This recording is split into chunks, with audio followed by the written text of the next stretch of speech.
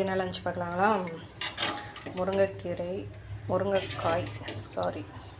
முருங்கைக்காய் முட்டை உருளைக்கிழங்கு போட்டு குருமா குழம்பு. இது வந்து உருளைக்கிழங்கு பையனுக்கு வறுத்தது மீதி, அது எனக்கு.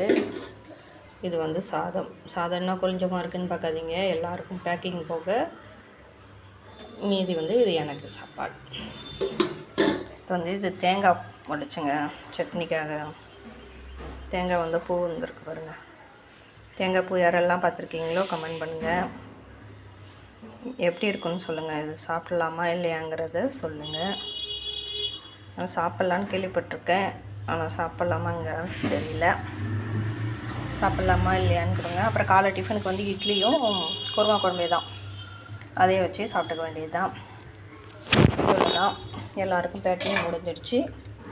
ஃபைனலாக எனக்கு மட்டும்தான் இது குழம்புன்னு நைட்டு டிஃபனுக்கு சேர்த்து தான் குழம்பு.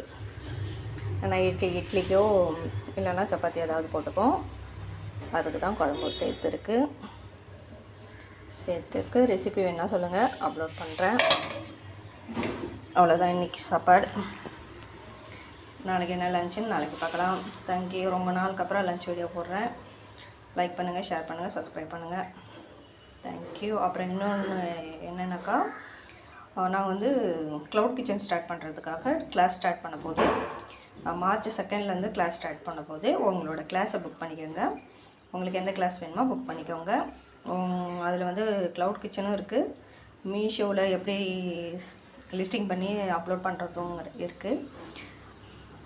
எங்கெங்கே லிஸ்டிங் ரெடி பண்ணுறது எப்படின்னு எல்லாமே இருக்குது.